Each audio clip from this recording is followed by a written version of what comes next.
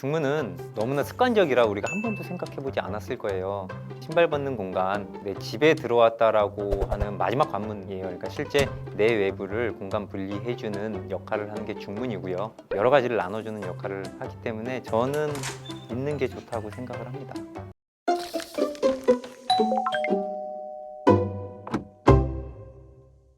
새로 리모델링을 한다거나 신축이었을 경우에는 정말 많은 고민들을 하시겠죠.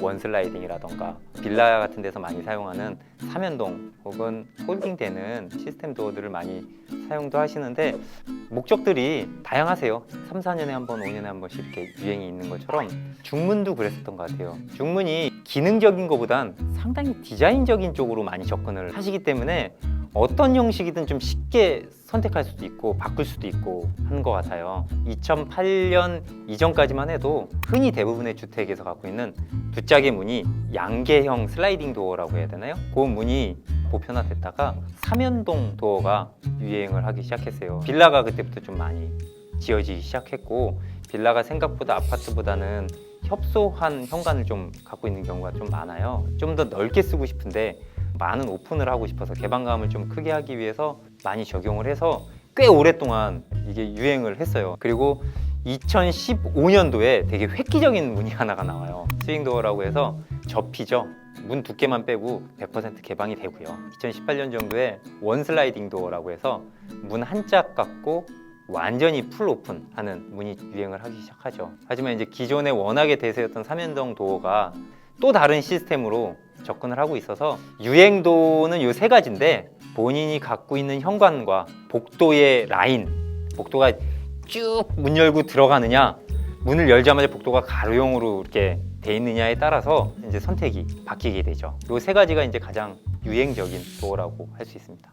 중문을 구성할 수 있는 그 현관이 아파트를 기준으로 하면 평형수에 따라서 제약을 받아요. 넓은 평형일수록 중문을 딱 열면 가로형의 복도를 가지게 되는 경우들이 많고 좁은 평형일수록 현관문을 딱 열면 바로 중문이 있고 거의 복도 없이 거실로 바로 그냥 그 자체가 거실이 되는 거죠. 근데 넓은 평수일수록 중문을 열어도 복도가 있기 때문에 그럴 경우에는 문의 형식을 조금 더 자유롭게 하실 수가 있고 바로 거실인 경우에는 삼연동이나 혹은 내외부의 단열이나 기밀 소음이나 이런 것들이 크게 지장이 없다면 스윙도어 같은 것들 사용하실 수가 있겠죠. 우선 내가 가진 집에 따라서 선택이 아무리 뭐 디자인이 좋아도 못할 수가 있어요. 또 고민하시는 게 이제 유리. 요즘에 보통 5mm 유리 많이 사용을 하시고 만일에 유리 단면적이 되게 폭이 넓다거나 이랬을 경우에는 강화를 시키는 것을 추천을 드리고요.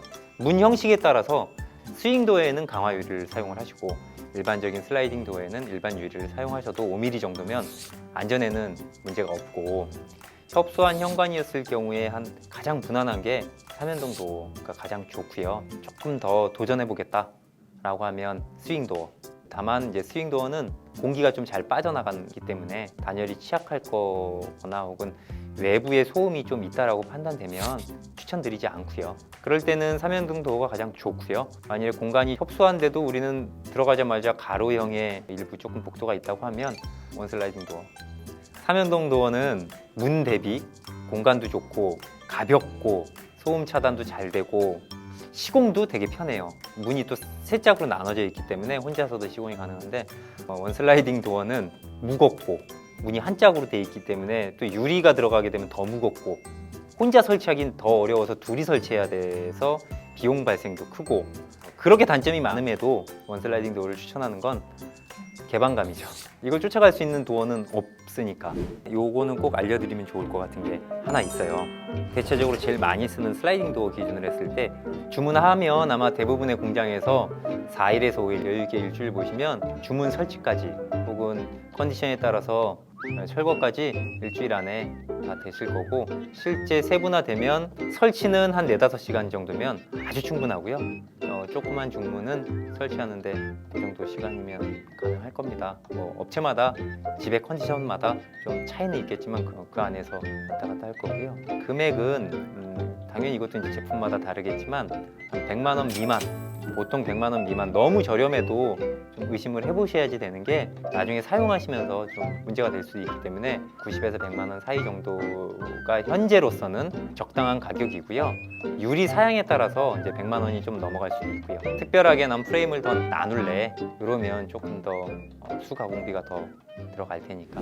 실제 구매하실 때 주의점은 선택하실 때 하드웨어, 유리 사양 혹은 필름의 색깔이나 프레임의 재질 등 제조업체나 영업점의 안내에 따라서 선택을 하시면 되고, 가장 중요한 건 대부분 중문을 좀 저렴하게 시공을 하시다 보면 공장에서 직접 시공을 하지 않으시고 중문만 따로 저렴하게 시공하시는 분들이 계세요. 그랬을 경우에 나는 A라는 회사 제품을 사용을 했는데 실제 문제가 생겨서 A라는 회사에 전화를 했더니 우리는 시공을 하지 않고 물건만 팔았다 라는 상황이 벌어질 수 있기 때문에 혹시 사용 시 문제가 있어서 유지보수를 받거나 AS를 받을 수 있는지 그 시공했던 거래했던 그 거래자와 확인을 하시고, 혹은 그게 안 된다면 조금 더 비용이 들더라도 직접 공장이나 브랜드 쪽에다가 거래를 하셔야 나중에 문제가 생겼을 때도 유지보수 받으실 수 있다.